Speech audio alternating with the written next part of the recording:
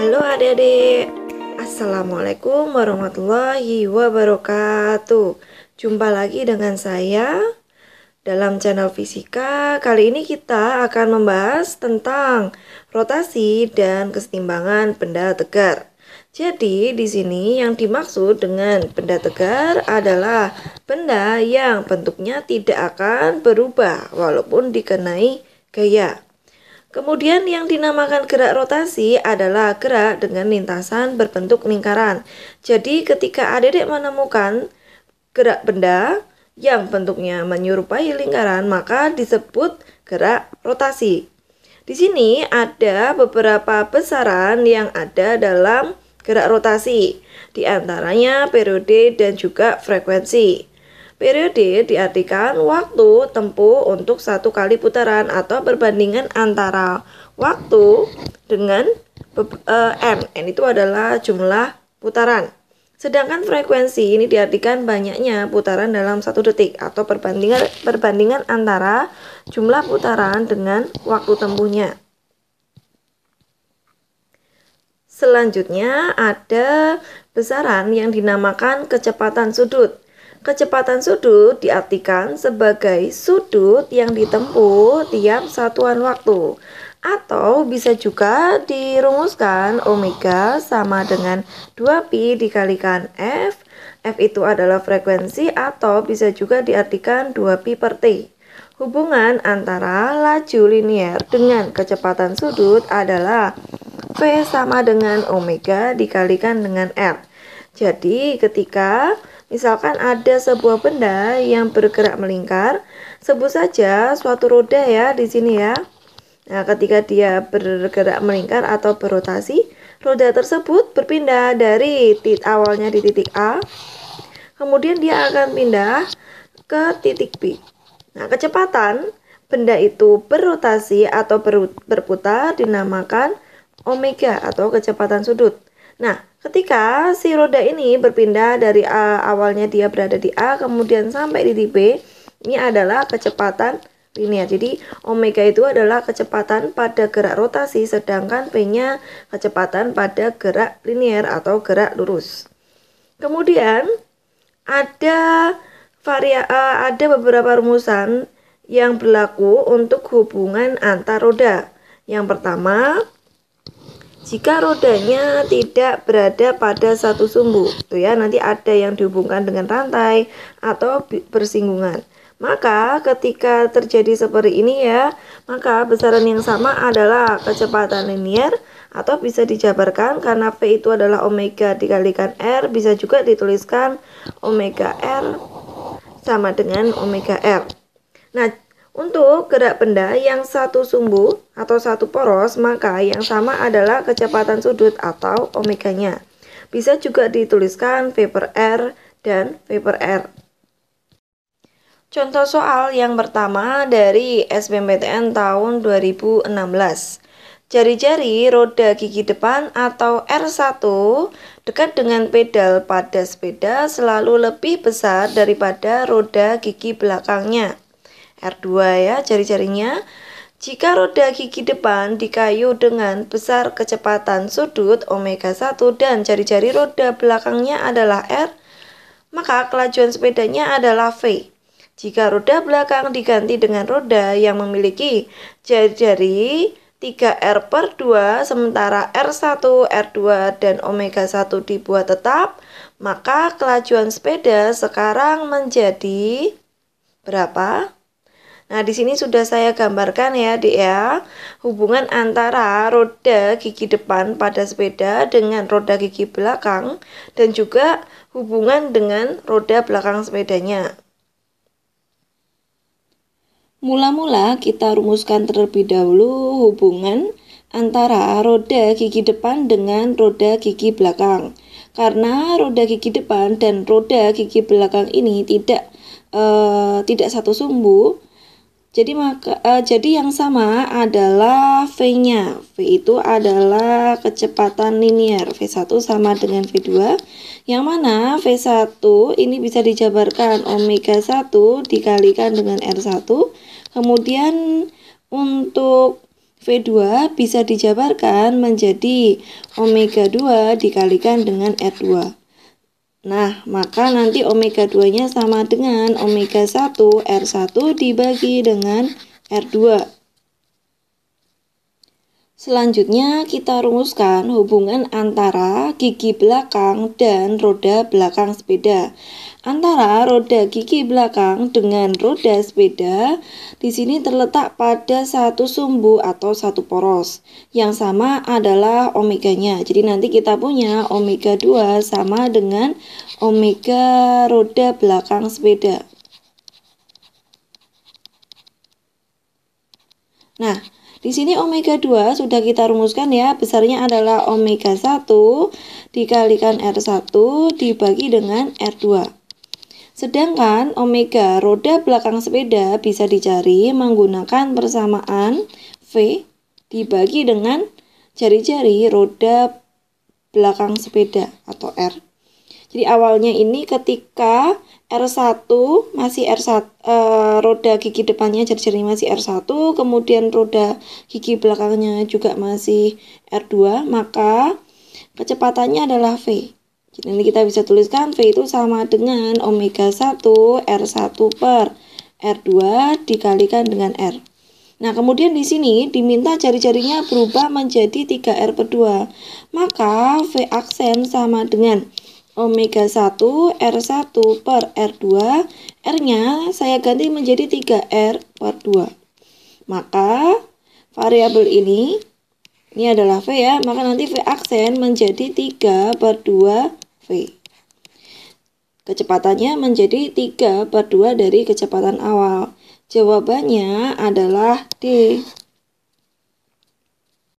Selanjutnya, kita belajar mengenai momen gaya. Momen gaya ini adalah penyebab terjadinya gerak rotasi. Pada pembahasan sebelumnya kita mengenal yang disebut gaya. Gaya itu berupa tarikan atau dorongan. Gaya itu bisa menyebabkan benda bergerak lurus. Misalkan di sini ada balok, kemudian ditarik dengan gaya F, maka balok ini akan bergerak lurus ke kanan. Nah, momen gaya ini prinsipnya hampir sama dengan gaya. Cuman kalau momen gaya ini menyebabkan benda bergerak melingkar. Jadi misalkan di sini kita punya sebuah tongkat. Tongkat tersebut ditarik oleh gaya F. Nah, ketika nariknya itu lengan gayanya adalah R, maka tongkat ini nanti akan bergerak melingkar. Nanti tongkatnya seperti ini, muter. Seperti itu ya. Namun ketika nariknya ini pas poros, maka tidak akan bisa menyebabkan gerak rotasi. Jadi di sini untuk bisa menggerakkan suatu benda menjadi gerak rotasi ya, butuh gaya dan juga lengan gaya. Jadi nanti momen gaya atau disebut juga torsi rumusnya adalah F dikalikan R. Kemudian ketika kita menjumpai gaya yang miring D, maka mula-mula gaya tersebut kita uraikan terlebih dahulu menjadi komponen pada sumbu mendatar dan komponen pada sumbu tegak.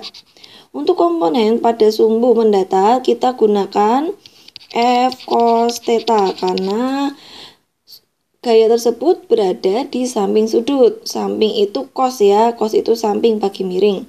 Sisanya di sini kita gunakan F sin. Adik bisa perhatikan di sini. Ketika ada tongkat didorong oleh gaya yang arahnya menuju poros, maka tongkat ini tidak akan bergerak. Namun ketika ditarik oleh gaya F sin theta, maka tongkat ini akan dapat bergerak melingkar. Jadi nanti torsi untuk benda yang ditarik dengan gaya F membentuk sudut terhadap bidang datar ya, sudutnya adalah theta, maka kita gunakan torsi sama dengan F sin theta dikalikan dengan R. Selanjutnya, torsi ini merupakan besaran vektor. Jadi nanti untuk gerak yang berlawanan arah jarum jam, kita gunakan torsinya positif. Jika arah geraknya searah dengan jarum jam, ya searah jarum jam, maka kita gunakan torsi yang negatif. Namun adik-adik bisa juga bikin sebaliknya. Misalkan nanti jika yang berlawanan ini kamu ambil torsi yang negatif, maka yang searah jarum jam kita ambil torsi yang positif. Jadi yang penting di sini ada yang negatif, ada yang positif, harus berlawanan ya, seperti itu. Setelah kita berkenalan dengan gerak rotasi, mari kita berkenalan tentang kesetimbangan benda tegar. Sudah saya katakan pada bahasan sebelumnya, benda tegar itu adalah benda yang tidak akan berubah bentuknya jika dikenai gaya. Contoh benda tegar adalah benda-benda yang keras, seperti batu atau mungkin bola bowling ya. Itu kan bendanya ketika diberi gaya, maka benda itu tidak penyok. Seperti itu ya. Nah, syarat kesetimbangan untuk benda tegar adalah sigma F sama dengan 0 dan sigma torsi sama dengan 0. Jadi ketika benda setimbang, dia akan bergerak dengan kecepatan tetap atau diam. Ya, kalau nggak diam nanti kecepatannya tetap. Seperti itu. Contoh soal yang kedua dari UTBK tahun 2019. Sebuah silinder bermasa 5 kg dengan jari-jari 50 cm berada dalam celah lantai miring seperti ditunjukkan pada gambar.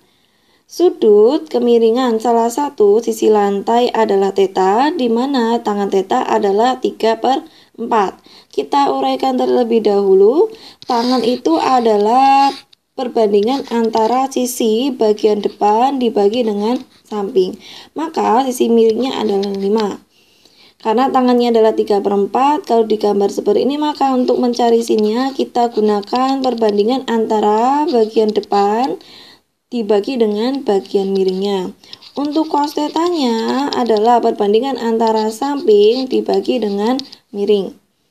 Jika silinder ditarik dengan gaya horizontal sebesar 90 Newton, maka besarnya momen gaya total yang bekerja pada silinder relatif terhadap titik A.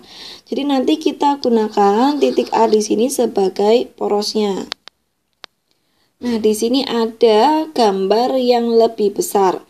Mula-mula kita uraikan terlebih dahulu gaya yang bekerja pada benda. Ada gaya F dan ada pula gaya berat W. Kemudian jarak antara poros dengan titik A adalah R. Kemudian jarak antara gaya dengan titik A, kita cari yang paling dekat dulu ya. Di sini jaraknya ini nanti akan kita pakai sebagai lengan gayanya. Jadi lengan gaya itu adalah jarak terdekat antara gaya dengan poros. Nah, sudut ini ya, sudutnya adalah theta. Di sebelah sini nanti akan sama dengan sudut yang di sini karena keduanya ini bertolak belakang. Karena jarak antara F ini yang hijau ini dengan titik A itu berada di depan sudut, maka kita gunakan R sin theta. Sin itu kan depan dibagi dengan miring. Sedangkan jarak antara W dengan poros yang paling dekat ada di sebelah sini. Kita bisa gunakan R cos theta karena berada di samping sudut. Nah, setelah kita jabarkan ya, setelah kita gambarkan, mari kita hitung besar torsinya. Sigma torsi itu adalah lengan gaya dikalikan dengan gayanya. Nah, tadi ada gaya W. Kalau ditarik oleh gaya W, maka si benda ini akan bergerak melingkar arahnya searah jarum jam. Kita gunakan aja nek searah jarum jam itu torsinya positif.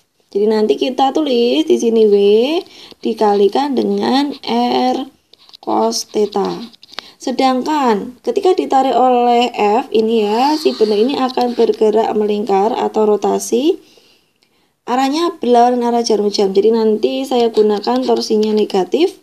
Maka di sini min, tak tulis min F dikalikan dengan R sin theta. Kita masukkan angkanya B-nya itu berarti 50 dari 5 kalikan 10 dikalikan R-nya kita ubah ke meter jadi 0,5. Kemudian cos θ-nya adalah 4/5 dikurangin F-nya itu 90 ya. Dikalikan R-nya 0,5 dikali sin θ itu 3/5. Kita punya 50 dikalikan dengan 0,4 dikurangin 90 dikalikan 0,3. Hasilnya adalah 20 dikurangin 27 atau min 7 Newton meter.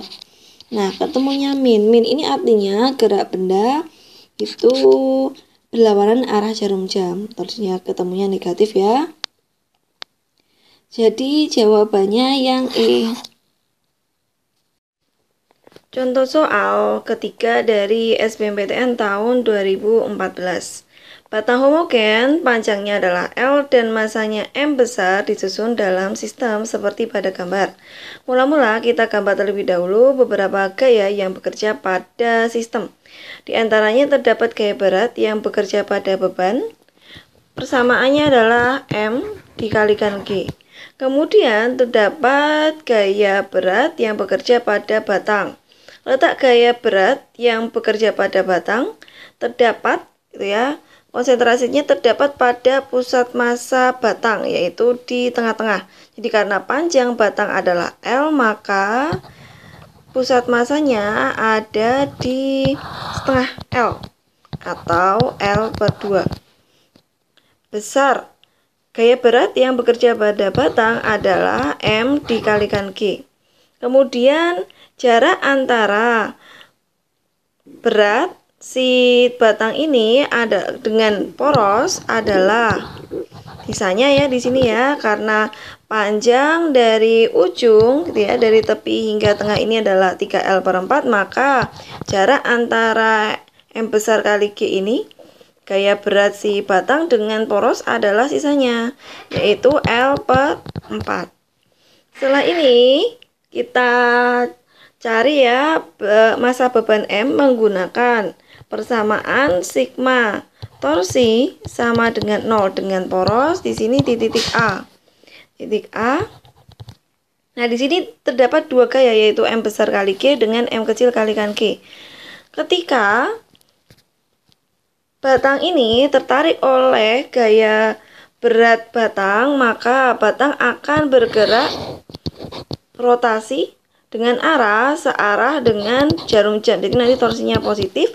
Sedangkan ketika ditarik dengan massa beban ini, maka akan bergerak berlawanan arah jarum jam, maka torsinya negatif. Kita hitung di sebelah sini ya. Jadi nanti M kalikan G kalikan jarak ke porosnya adalah L/4. Sedangkan yang beban adalah M kalikan G dikalikan dengan L/4 sama dengan 0. Maka M kali G L/4 sama dengan M kali G L/4. Dicoret yang sama. Jadi nanti di sini kita ketemu bahwa M beban A sama dengan berat tongkat, yaitu M besar. Jawabannya yang A.